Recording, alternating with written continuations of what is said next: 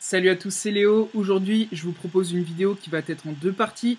La première partie sera sur comment trouver votre niche et la deuxième partie sur comment la valider avec Facebook Insight.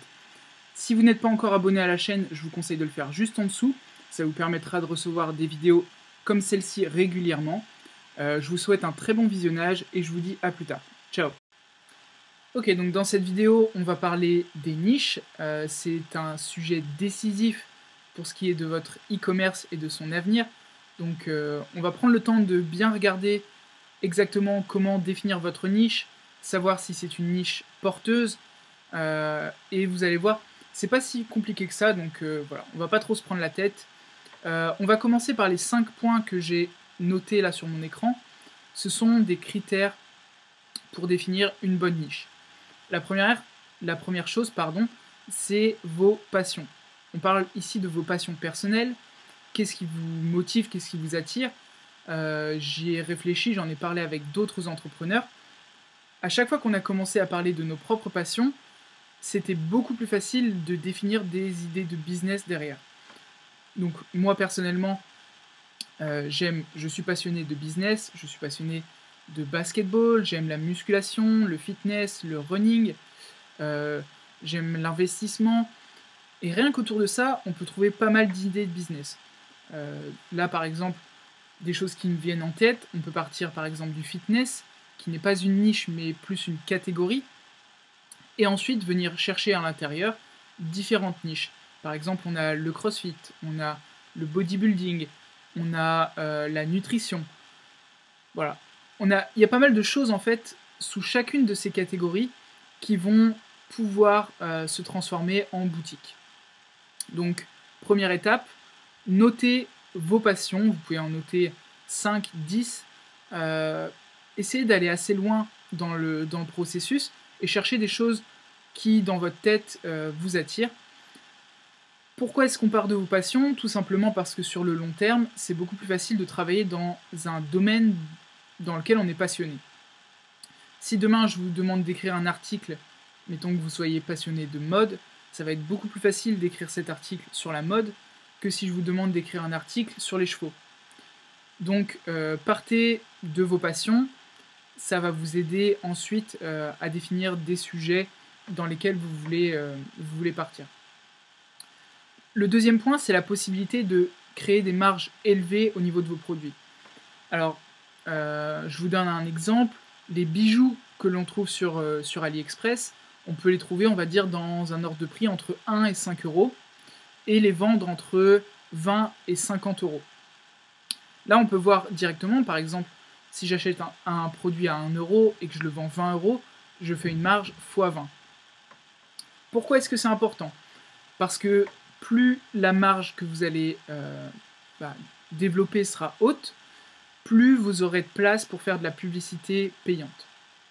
Donc, gardez à l'esprit que avoir une marge élevée au niveau de vos produits sera important. Ça, on va le voir dans quelques minutes quand on ira regarder les produits. Troisième point, trouver une audience de passionnés. Par exemple, les personnes qui font de l'escalade sont des personnes qui sont passionnées d'escalade. On va aller chercher des personnes qui sont passionnées par quelque chose. Si je vous parle de... Tout le monde en a entendu parler des fidget spinners, ces petites choses-là. Comment est-ce que vous allez trouver des personnes qui aiment les fidget spinners? C'est quasiment impossible. Pourquoi? Parce que c'est pas une audience de passionnés qui achètent des choses comme ça. Donc vous allez essayer de trouver des idées de niche ou de produits pour lesquels les personnes sont passionnées. Donc là, je vous en donne quelques-uns.